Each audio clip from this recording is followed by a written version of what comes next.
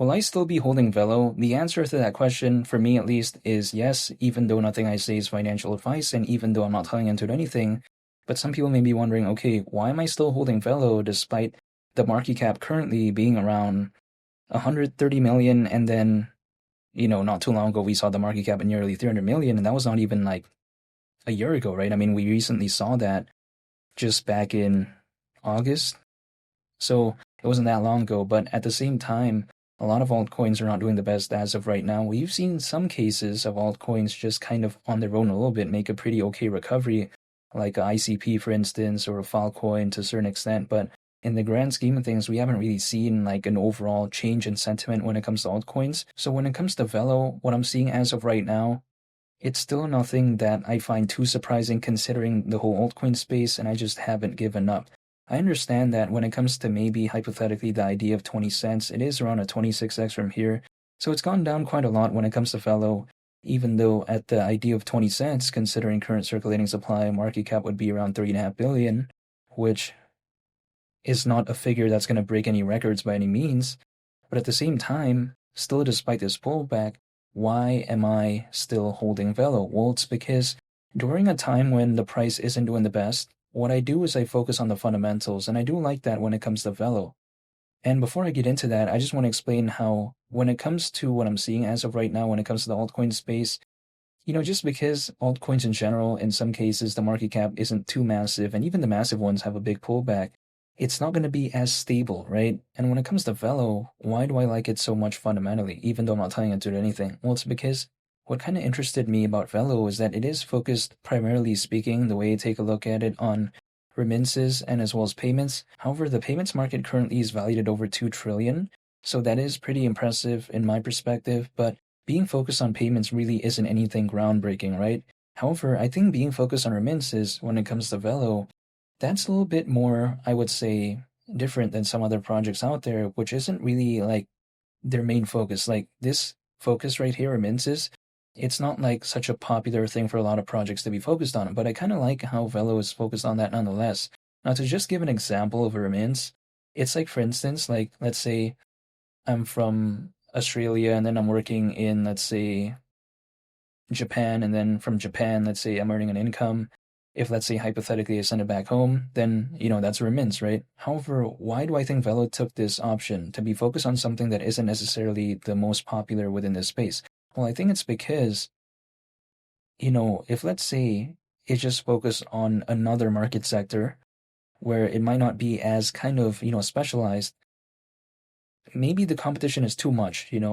So when it comes to something like this, it is pretty unique, and oftentimes when I think about remittances within this space, what do I think of? I think of VELO actually, even despite, the market cap being around 130 million, it's still something that I often think about when I think about remittances, which I think kind of showcases just how kind of early this space is when it comes to this market sector.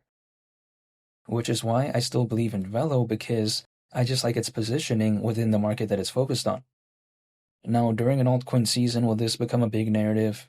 I mean, I can't control that, but at least I saw VELO reach a market cap of nearly 300 million just, months ago, basically. Like, I mean, we're not talking about, it was over a year ago or something. The last time I saw that was, again, back in August.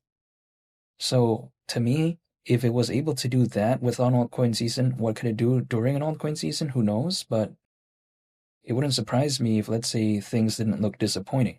Now, my point of view is that when it comes to VELO as well, I mean, of course, there's other aspects to it. Like, for instance, we take a look at USDV, but at the same time, my point of view is that overall, when I take a look at VELO, I like it because it is focused on a market sector that isn't too, I think, crowded in terms of the amount of competitors. And also on top of that, what I find pretty unique is that when it comes to, let's say, the amount of holders, it's still holding pretty good at around 90,000, which is pretty impressive considering, again, the pullback when it comes to VELO. So whatever VELO does in this month, in the upcoming months, my kind of plan is very simple, even though I'm not telling it to do anything. What I do is I literally dollar cost average once a month into the projects that I'm a fan of, and that's about it. So whatever a project is doing, I just dollar cost average once a month. That's it in terms of the price, right? I just kind of ignore that and I'm just dollar cost averaging once a month. I know that I am not able to control the markets, right? The only thing I can do is control myself.